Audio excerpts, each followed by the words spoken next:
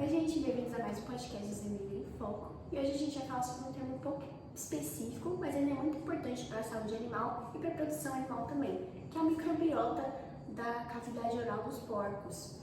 Mas, Carol, explica melhor o que é essa tal de microbiota para o pessoal aqui de casa. Bom, a microbiota é um conjunto de micro-organismos que vivem no nosso corpo e elas podem ser até benéficas para a gente e para os animais também. Mas onde vivem esses micro-organismos, essa microbiota? Bom, eles estão espalhados por todo o nosso corpo, assim, principalmente pulmão, pele, a boca, que é um dos assuntos de hoje, mas o mais popular, o mais conhecido, o intestino. É verdade, microbiota intestinal a gente ouve falar bastante. Tanto que tem até medicamentos e remédios que ajudam a manter ou restaurar essa microbiota, né? Exatamente, o intestino é o lugar que mais tem, que é mais estudado essa microbiota. Mas você já parou para pensar na cavidade oral, na microbiota da cavidade oral dos animais que não escovam o dente como nós? Na cavidade oral a gente ouve realmente falar pouco. E agora que você falou, é um assunto muito importante, né? Porque na boca a gente tem diversos micro-organismos que podem acabar gerando doenças. Exatamente, como as mais conhecidas, né? Cárie, tártaro, mas também tem diversas outras doenças que podem ser ocasionadas pela microbiota da boca que a gente ainda não sabe, então precisa ser mais estudado sobre isso.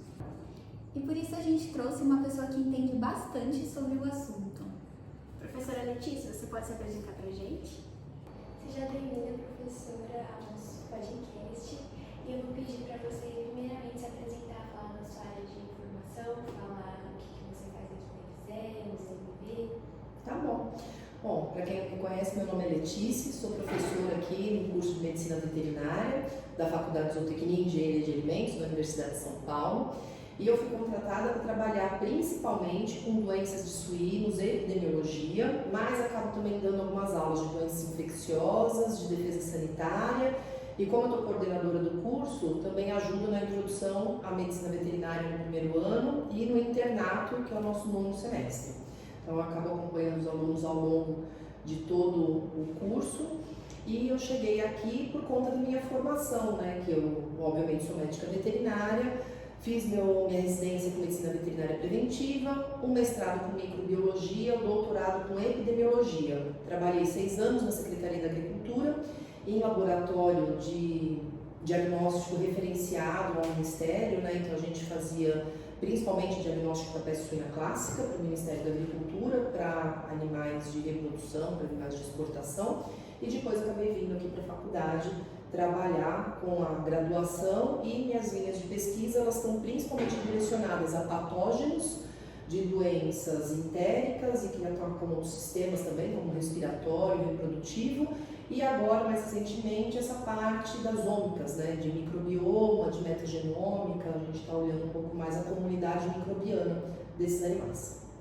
Falando nisso, no microbioma, na microbiota, sobre o seu estudo, né, que você fez, você pode falar mais um pouquinho do estudo que você fez, o artigo que você publicou, o que vocês viram, né, o que vocês descobriram, o que vocês analisaram? Tá. Vamos dar uma pausa, vocês cortam depois? Pausa aí.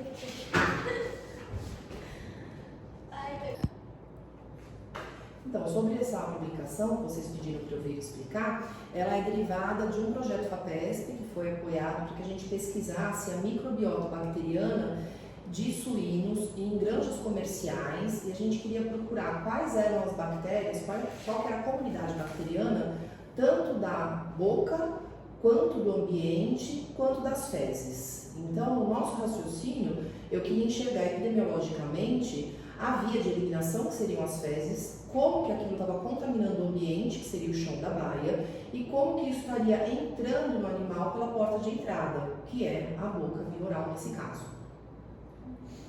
E como vocês analisaram diferentes bactérias, né? Como vocês conseguiram identificar, ver essas bactérias? Se a gente tentasse fazer o isolamento bacteriano, seria muito difícil, porque provavelmente a gente só conseguiria isolar talvez 40% das bactérias que estão disponíveis ali, e a gente ainda teria que usar dezenas ou talvez centenas de meios de cultivo diferentes para conseguir isolar todas as bactérias possíveis, né, aquelas 40% do total, dentre as aeróbias e as anaeróbias. Então, a gente não conseguiria ver a comunidade microbiana de forma completa. As ferramentas de sequenciamento genético permitem que a gente consiga enxergar o genoma, né, ou parte desse genoma dessas bactérias, de uma forma mais clara, mesmo que a gente não isole essa bactéria. Então, o nosso alvo foi uma parte do gene 16S, que é uma das subunidades do ribossomo das bactérias, ou seja, toda bactéria vai ter esse gene 16S. A gente fez um alvo ali para a região V3, né, ela tem 9 regiões variáveis, a gente olhou a região variável número 3, que dá para a gente diferenciar as bactérias muito bem em nível de família. Algumas bactérias a gente chega em nível de gênero e algumas poucas em nível de espécie. Mas com esses resultados a gente já consegue fazer uma análise estatística para enxergar o que está igual e o que está diferente entre aquelas diferentes amostras. Mas, professora, por que exatamente esse gene e não outro? Porque esse é um gene que certeza que vai estar em todas as bactérias e ele tem as regiões conservadas que vão estar entremeando essas regiões variáveis. Então imagina assim, uma linha sequencial que a gente vai ter, começando por C1, que seria a região conservada número 1, aí vem a V1, aí vem a C2. Então você consegue sequenciar o V1, por exemplo, colocando os primers com alvo ali em C1 e C2. E aí você consegue sequenciar o V1 completo, que é um pedaço, né, desse gene, para todas as bactérias que estiverem naquela amostra. Não vai amplificar vírus, nem protozoário, nem fungo, nem qualquer outro micro-organismo que estiver lá, e nem DNA do hospedeiro, que vai ter um monte de DNA do hospedeiro também atrapalhando ali o nosso sequenciamento. Então você foca direitinho. Você fala, não, V1 não tem muita diferença para as bactérias que eu estou olhando. Aí você fala, então vamos lá para V2, vamos para V6. E aí você põe o primer com alvo naqueles pontos conservados que estão flanqueando esse gene variável. No caso, como eu peguei V3, então o meu alvo ficava em C2 e C2? Peraí, 1, 2, 3, não. C3 e C4. E aí ficava um primer no C3, um primer no C4, e aí faz o sequenciamento forward reverse, né? Então, para quem não é dessa área de biomol, é o que vai e o que volta, é uma fita dupla de DNA, e aí a gente vai ter a sequência desse V3, e aí eu vou ter o V3 de todo mundo, bactéria, que estava naquela amostra. E aí eu vou poder comparar. Eu vou primeiro descobrir quem é que estava lá, então eu vou pegar todos os V3 que foram sequenciados e vou jogar isso em um banco de dados para identificar quem é aquele V3. E aí a gente vai ter, de repente, um V3 que é de uma E. coli, um V3 que é de uma Pasteurella, um V3 que é de uma Clostridiaceae, e a gente tem daí vem um banco de dados com essas informações e eu vou ter quantas sequências de V3 da família Clostridiaceae que eu encontrei, quantas sequências de V3 da família Enterobacteriaceae que eu encontrei. Aí, de repente, dentro das Enterobacteriaceae, conseguimos ainda diferenciar um pouco do que é salmonella, do que é da E. coli. Então, a gente chegou em nível de gênero.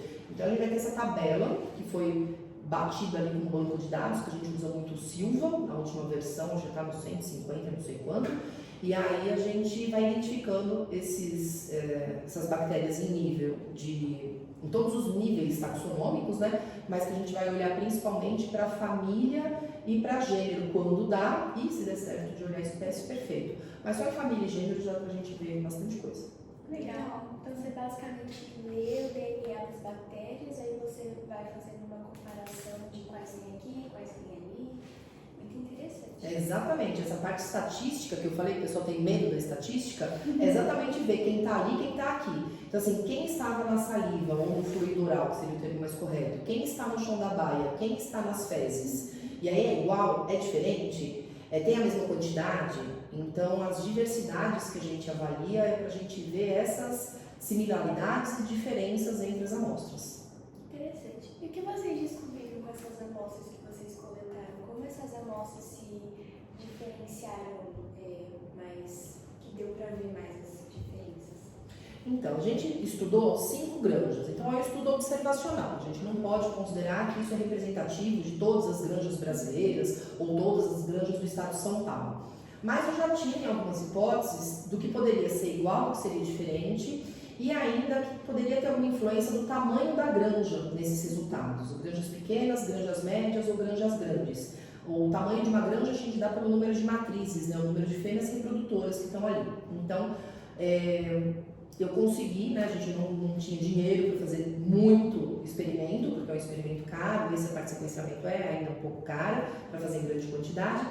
E a gente pegou 2 granjas pequenas e 3 granjas médias, para a gente ver se já dava alguma diferença. E claro que a gente tem uma amostragem pequena para inferir qualquer coisa, mas já deu para enxergar umas coisas bem legais. Então, quando a gente olha a abundância relativa, que a gente está querendo saber quanto tem e de quem tem lá dentro daquela amostra, então a gente viu que a gente tinha como se fosse uma transição acontecendo do que saía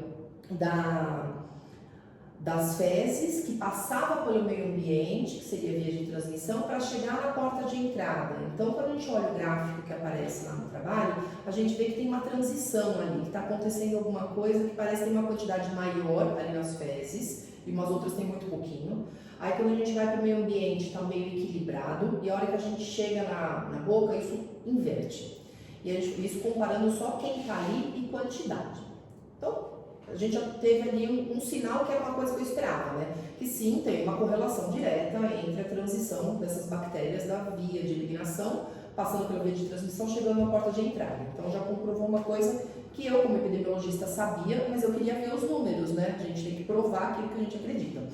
E aí, outra coisa que a gente enxergou, que eu achei bem interessante, é que a diversidade de bactérias que a gente encontra nas fezes é muito maior. A gente sabe, né, que é um ambiente propício para ter muita bactéria, mas eu achava que, pensando no suíno, que tem o hábito de fuçar, então ele usa o nariz e a boca para cutucar coisas que estão no chão, se é um chão que está com fezes, eu imaginei que essa microbiota da boca ia estar muito parecida com a das fezes, e não estava. Isso eu achei muito legal. O que isso remete a um outro conceito, que aí vai lá para a imunologia, a imunidade inata. Que a boca, sendo porta de entrada, ela precisa ter uma imunidade primária ali, que vai evitar que as coisas entrem. Por conta do pH, por causa do fluxo de saliva, por causa de imunoglobulina solúvel, como IgA, por exemplo. Todas as imunoglobulinas são solúveis, né? Quer dizer, secretórias. As IgAs que vão ser secretadas por mucosa. Então a gente tem ali todo um trabalho da imunidade inata acontecendo na porta de entrada, já para dar uma filtrada. E isso foi comprovado nesse trabalho, que é uma coisa que a gente sempre soube, mas eu queria também ver os números. E aí a gente tinha uma diversidade muito maior das bactérias nas fezes e muito menor da boca, já por algum tipo de seleção que está acontecendo ali. Algum tipo, por quê? Porque o microbioma por 16S, ele só vai te falar quem está ali, não o que está acontecendo ali. Para a gente saber o que está acontecendo, funções do hospedeiro ou dessa população microbiana, a gente tem que ir para a metagenômica, que é sequenciamento shotgun, que você vai amplificar todos os genes que tiverem ali, e aí você vai começar a inferir o que está acontecendo mais ou menos. E ainda se você for fazer uma transcrição reversa de RNA mensageiro para ver o que está mais ativado, você vai ter uma outra resposta. E esse trabalho não viu isso. A gente gostaria, mas com o dinheiro que tinha só deu para fazer 16S, o que já deu muita resposta. E aí quando a gente olha a alfa-diversidade, que é essa diversidade que vai te falar quem está ali, em quais quantidades, essas proporções, eu achava que quando a gente olhasse para as diferentes granjas, que a gente ia ter diferentes cenários. E não foi o que aconteceu para as fezes. Para as fezes, se mostrou que o suíno ele tem um microbioma que é muito estável, mesmo em granjas tão diferentes, distantes entre si. As 5 granjas aqui do estado de São Paulo, mas bem distantes, elas não têm correlação de produção entre elas, para falar que teria uma troca de material ou de qualquer coisa. E o microbioma das fezes, desses animais de origens diferentes, de tratos diferentes, de granjas com tamanho diferente e protocolos de manejo diferentes, era muito igual, não houve diferença entre essas granjas. Isso me surpreendeu, porque assim, são antibióticos diferentes que estão usando, alimentos diferentes, um monte de coisa diferente, isso não mudou o microbioma desses animais desmamados. E eu achei isso muito, muito legal. Já quando a gente vai para o meio ambiente, para a baia, aí é bem diverso, aí a gente tem bastante diferença, e aí eu atribuo essa diferença às questões de higienização, que vão ter protocolos diferentes nesses diferentes locais, e aí está influenciando muito a permanência ou a diversidade dessas bactérias no meio ambiente. E na boca também, daí na boca eu já falei, acho que vai ter menos diferença. Aí não, aí deu mais. Então já foi contra a hipótese que eu estava imaginando no início. Enfim, e foi um negócio que me surpreendeu, até porque as bactérias que apareceram lá, que no primeiro momento eu achei que ia ser parecida com as das fezes, já não eram tão parecidas com as das fezes, e apareceram ali bactérias que vão dar outros problemas. E eu falei, eita, que não era isso que eu estava esperando? E aí você tem que estudar, você tem que correr atrás para ver quais são as hipóteses subliminares que estão atrás daquele resultado que você não tinha pensado originalmente. Então foi um trabalho que a gente começou ali num caminho, ele confirmou algumas coisas que a gente esperava e ele deu assim uma guinada em outros pontos, ele falou, opa, isso aqui eu não estava esperando. Então foi bem legal. E ainda tem a diversidade beta, que eu esqueci dela, eu falei só da alfa. A diversidade beta, ela vai mostrar a dissimilaridade, né? O que está um pouco diferente entre as amostras. E a diversidade beta, ela mostrou, assim como a abundância relativa, essa transição das fezes, passando para o meio ambiente e um outro grupo para o fluido oral.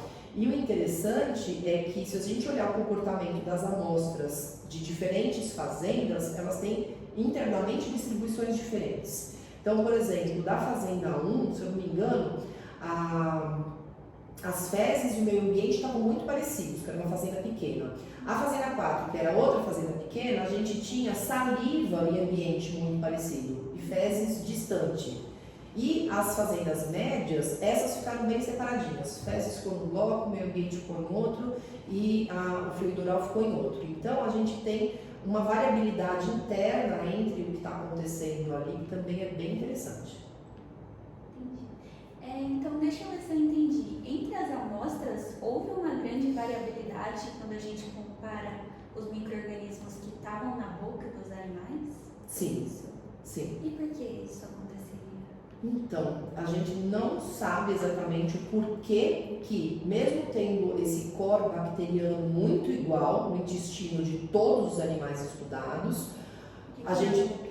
Por que na boca está tão diferente? Então, eu hipotetizo que a gente tenha outros desafios ali que a gente não estava enxergando, a gente não estava medindo nesse trabalho, porque como o meu foco ali estava nas bactérias entéricas, então eu olhei fezes, o meio ambiente, pensando nas entéricas, e depois a boca. Eu ignorei outros possíveis sistemas orgânicos que poderiam estar sendo afetados. Por exemplo, duas das bactérias mais prevalentes que a gente encontrou nessas amostras, uma era da família do Streptococcus e outra da família Pasteurellacea. O que acontece? O Streptococcus, no caso dos suínos, a gente tem um Streptococcus muito importante, que é o Streptococcus suis, que causa problema neurológico nesses animais, que vai causar meningite. A meningite streptocócica dos suínos é causada pelo Streptococcus suis e a transmissão é via aerógena. E Pasteurellacea também tem bactérias como a Pasteurella, que também podem causar problemas respiratórios, tanto de trato respiratório superior, quando a gente pensa na rinite atrófica, quanto de pneumonia, em trato respiratório inferior. Também transmissão aerógena, e a gente não mensurou isso nesse trabalho. E foram duas bactérias muito importantes ali em frequência de ocorrência, né, dentro das amostras, de saliva, né, de fluido oral, portanto de boca, em que a gente não esperava encontrar. E a gente não mediu, por exemplo, o fluxo de ar. Isso daria para a gente colocar uns filtros de ar posicionados dentro da baia para o ar ser filtrado e capturar ali partículas e a gente sequenciar o material desses filtros para ver o que tinha ali. A gente não fez, porque a gente não estava com essa hipótese. E talvez ali aparecesse bastante bactéria que tivesse a ver com transmissão aerógena. A gente estava olhando para a transmissão fecal oral, né, pensando em solo como a via de transmissão. E aí elas apareceram ali e a gente não estava esperando. Foi uma surpresa. Mas se a gente for pensar mesmo, não é tão surpresa assim. Interessante. Então, se a gente melhorar a saúde oral dos suínos, você acredita que possa melhorar no geral a produção deles? Porque você mencionou que tem a bactéria Streptococcus que causa a meningite. Então, se a gente estudar mais essa microbiota bucal e dos outros ambientes também, vai melhorar a produção no geral desses animais?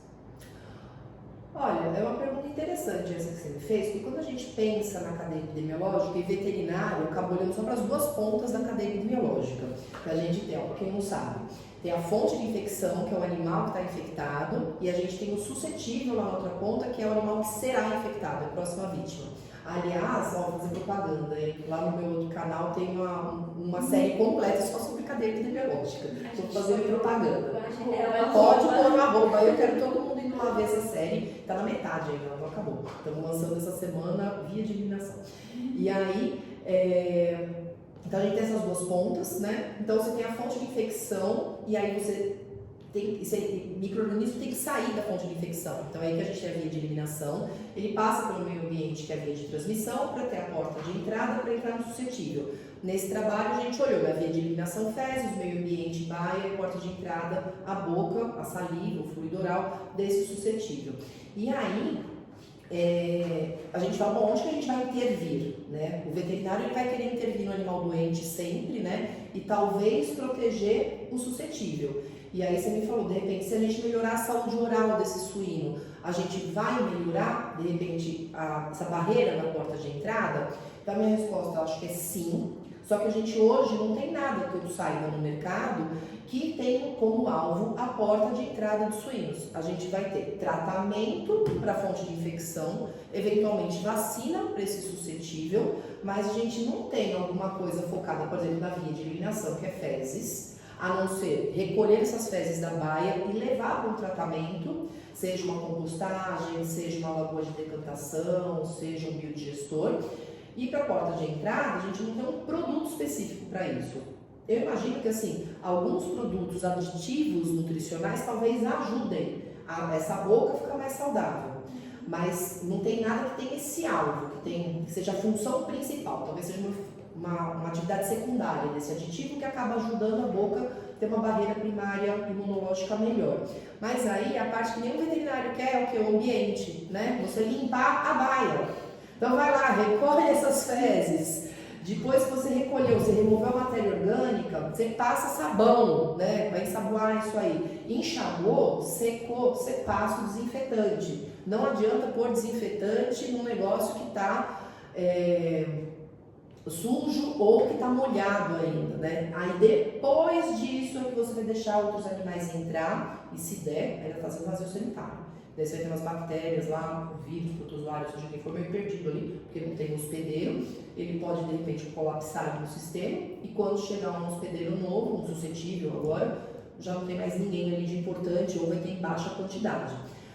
Então o foco não seria para mim a boca, seria a via de transmissão, seria o meio ambiente. Melhorar essa higienização, fazer uma higienização completa para que a gente tivesse uma quebra da cadeia de transmissão ali, para chegar pouco agente etiológico, seja qual for, na porta de entrada desse suscetível. Esse suscetível estando saudável, com nutrição adequada, com hidratação adequada, com bem-estar adequado, ele vai ter essa barreira primária dele funcionando muito bem. E aí o pouco que está no ambiente não consegue invadir.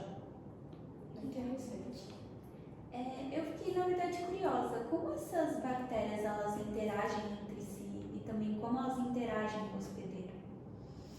Nossa, essa parte de ecologia bacteriana é um negócio que eu gostaria de aprender mais também. Se alguém estiver assistindo a gente, entender esse assunto, vem para o grupo de pesquisa aqui, porque é um negócio que me interessa. Entender como que elas se conversam, como que elas interagem. Isso acho que a gente vai fazer no próximo trabalho que foi aprovado pelo FAPESP, que é de metagenômica, que a gente quer saber o que está acontecendo entre elas. Não sei se a gente vai conseguir descobrir, né? Mas é uma das ideias. A gente vai olhar só para fragmentos de intestino. E assim, eu acho que nesse caso o céu é o limite, né? Como elas se interagem, porque daí a gente tem assim, as teorias de biofilme, daí a gente tem o biofilme bacteriano, que é para preservar aquele grupo bacteriano, mas acaba favorecendo outros grupos bacterianos. A gente tem a questão de micro-organismos que são portadores de genes de resistência, e a gente tem alguns plasmídios que podem ser transferidos de uma bactéria para outra. Então, às vezes você tem uma bactéria que ela é apatogênica, ela não causa nada para o teu hospedeiro, mas ela é resistente ao antimicrobiano. E ela encontra uma coleguinha que é extremamente agressiva que ela tem um fator de virulência perigoso, mas ela era sensível ao antimicrobiano. Você entrava com antibiótico, ela morria. Agora elas estão no ambiente, elas se conversam. Ai, amiga, você tem esse apetrecho aqui? Não tenho, amiga, me empresta. E elas trocam esses plasmídios, e aí aquela que era patogênica pode receber, de repente, um fator de virulência, e a que era resistente ao antimicrobiano pode passar, de repente, uma resistência ao antibiótico para aquela outra que já era agressiva. E aí você começa a ter uns problemas assim. A superbactéria. Isso! Nossa, tem um outro trabalho que a gente não vai discutir aqui hoje, mas a gente achou uma bactéria assim, com um nome esquisitíssimo, nesse trabalho mesmo. A gente procurando, né, uma série de coisas. A gente estava isolando também, além da parte de microbioma, a gente estava fazendo alguns isolamentos com alvo em enterobacteriácea, não está nesse trabalho. E aí a gente achou uma bactéria chamada Shillonella. A gente falou, o que é Shillonella? Esse negócio existe? Mentira, né? É uma salmonella fake, né? O que é isso? E eu falei pro meu mestrando na época, Vinícius, que virou professor lá na Penn State, parabéns, Vi. Eu falei, vai ver o que é essa Shillonella aí, só por curiosidade, porque a gente achou que era só um achado pra gente bater papo, né, na hora do almoço. Ele voltou, ele falou, professor, é uma bactéria muito louca, muito associada a ambientes marinhos e está relacionada a umas necroses horrorosas. E me mostrou os trabalhos, eu falei, Jesus, o que é essa bactéria horrorosa? Tem 2 gêneros que a gente estuda, aliás, 2 espécies que a gente estudou, né, para entender quem que era. Uma era Shillonella putrefaciens, olha o nome. Já dá um medo, né? E a outra Shillonella algae. Você fala, a algae é mais tranquila, né? Não, ela é mais agressiva que a putrefaciens, coisa horrorosa. E a gente foi estudar, a gente sequenciou ela, falou, não, vamos sequenciar esse treco aqui, né? Fizemos teste de antimicrobiano no laboratório, ela deu resistência para um monte de coisa. Eu falei, não, a gente está fazendo errado aqui, uma bactéria que a gente não está acostumado a trabalhar, né? A gente deve ter feito alguma coisa errada, matamos a bactéria, por isso que, né, a gente fez alguma coisa. E não, ela estava bem viva ali, estava se multiplicando bem, a gente não tinha errado a dose de antibiótico. E quando a gente foi ver o sequenciamento, ela tinha um monte de gene de resistência antimicrobiana. E a gente falou, o que essa bactéria do mar está fazendo uma granja de suínos multiresistente a antimicrobianos? E assim, não sabemos como ela chegou lá, provavelmente algum aditivo alimentar que tem origem marítima, né? E o processamento não matou ela. E graças a Deus ela não estava dando nada lá, a gente encontrou no ambiente da granja e vida que segue, né? Avisamos a granja e falou, olha, desinfeta um pouquinho mais, né? Tem uma bactéria maluca aí. Só um pouquinho mais, tipo, taca fogo. Mas não teve mais relato, a gente não teve mais isolamento dessa bactéria, mas foi uma coisa bem estranha. É bem diferente. Coisas que você acha na ciência que você não está procurando e de repente aparece. Interessante. E esse estudo, qual a importância desse estudo? Por que sequenciar essas diferentes bactérias e analisar as diferenças entre esses ambientes, essas microbiotas, é importante para a produção, para a saúde animal? Eu acho que assim, a gente tem que entender o que é o normal para a gente poder avaliar o anormal ou patogênico. Então a gente procurou, nesses animais, a gente considerou para o estudo apenas animais considerados clinicamente saudáveis em situação de desmame, né? Então eles estavam recém-desmamados, que é uma fase muito crítica, né, na vida do suíno, mas eles estavam clinicamente bem. Então quer dizer que o que a gente encontrasse lá provavelmente eram de animais saudáveis ou animais no máximo em fase de incubação de alguma coisa que eles não tinham manifestado ainda. E aí a gente deu esse foco para entender o que era o normal nesse cenário e como que esse normal transitava das fezes, passando pelo ambiente, chegando na saliva. A partir desse estudo, agora a gente consegue comparar o que não é normal. Então, pegar um animal com um problema entérico e a gente faz um microbioma, a gente vai comparar o que está aumentado, o que está diminuído em relação àquele que a gente comparou normal. Então, é ter um baseline ali para a gente poder comparar. Eu acho que faltam estudos desses que a gente chama do que é normal, porque as pessoas querem mostrar aquelas coisas horrorosas, aquelas coisas muito estranhas, e às vezes você não tem como comparar depois. Então, conhecer o normal é super importante. E a senhora acha que, assim, no futuro, assim, bem no futuro, a microbiota, ela pode, oral, no caso, ela pode ser utilizada como um critério de seleção genética para indivíduos mais saudáveis, mais resistentes? Ou muito distante? Não sei, nunca pensei no fluido oral, olhar a microbiota desse fluido oral por esse viés. Eu acho que assim, é sempre uma fotografia do momento, né? Você chega lá, colhe aquela microbiota, ela não mostra exatamente o que está acontecendo no passado desse animal, no futuro desse animal, mas mostra ali possibilidades, risco talvez. Então acho que a gente precisaria de mais dados para poder usar o fluido oral como um sinalizador, mas eu acho que sim. Aí, já não tanto no futuro, trazendo um pouquinho mais para perto, a microbiota, tanto oral quanto a nasal, e a oral eu acho mais fácil de coletar, mas a nasal também é muito rica, e a tonsilar também é ótima, mas daí já é mais complicado ainda para coletar, então acho que a oral resolve bem essa situação da coleta, com menor impacto para o animal, melhor bem-estar. Essa microbiota oral, ela poderia funcionar como um sinalizador. E aí a gente olhar e falar, olha, os animais quando estão bem, eles têm esse tipo aqui de comunidade bacteriana. Quando eles não estão bem, aparece esse desvio aqui, aparece essa população aqui distorcida, aumentada, diminuída. Isso aqui é um sinal que pode acontecer algum problema no futuro próximo. E talvez ser usado como um sinalizador. Os animais, assim, tanto clinicamente bem quanto em bem-estar também, em relação ao estresse, em relação ao ambiente que eles estão, se tem todos os parâmetros ajustados, eles estão vivendo o melhor bem-estar que eles podem. Sim, porque o estresse ele vai alterar a microbiota, vai alterar a imunidade, vai alterar funções fisiológicas desse animal. E a gente mudando tudo isso ao mesmo tempo por causa de um único fator, que é o estresse, e pode ser o estresse por calor, pode ser o estresse por uma nutrição não adequada, um estresse porque a água dele não está fresca, não está com cheiro, ele está tomando uma água quente com cheiro ruim, e ele vai ficar extremamente estressado porque ele não tem como buscar uma outra fonte de água, porque está muito calor ou porque está muito frio e ele não tem como sair daquele ambiente. Não precisa ser assim agressão, o que também é uma falha absurda de bem-estar animal, mas a gente não precisa chegar a essa coisa absurda da agressão. Assim, coisas ambientais, de ambiência e de nutrição podem afetar muito o bem-estar dos animais. E aí isso pode desencadear várias vias que vão prejudicar ele como um todo. E a microbiota vai ser atingida também. Se o hospedeiro está sendo atingido, essa microbiota vai ser atingida. Legal. Esse foi o podcast, professor. Espero que você tenha gostado. A gente ficou muito feliz de te receber, de poder receber esse conhecimento que você tem para dar. Muito interessante, muito rico, né? Acrescenta muito tanto na ciência quanto acho que nas nossas vidas também, porque faz parte do nosso dia a dia, né? Como veterinários e tudo mais. Com certeza, acho que essa parte científica ela é essencial para que a gente tenha uma base sólida para fazer a nossa atuação profissional. Então, às vezes a pessoa fala, a ciência é chata, a ciência é repetitiva, a ciência é lenta. E não, demora para você dar uma resposta bem formulada para algum problema muito sério. Então é extremamente essencial, né, que os cientistas continuem aí na luta, não desistam, porque às vezes não é fácil.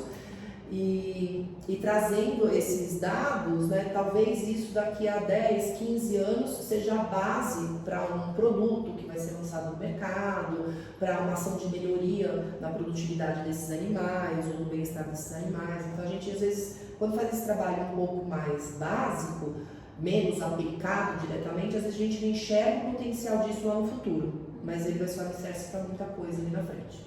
Verdade. Parabéns pelo seu Obrigada. estudo, pelo artigo, estava incrível. E foi isso, pessoal. Espero que vocês tenham gostado e até o próximo episódio. Vamos deixar o arroba aqui agora. Isso. Entra lá, hein? Vai lá aprender de cadeia epidemiológica. Tem que aprender, é importante, hein? Depois me passa o arroba deles que eu vou mandar um direct perguntar se eles aprenderam. Tá bom. Até a próxima, gente. Até, Tchau, tchau. Tchau, tchau.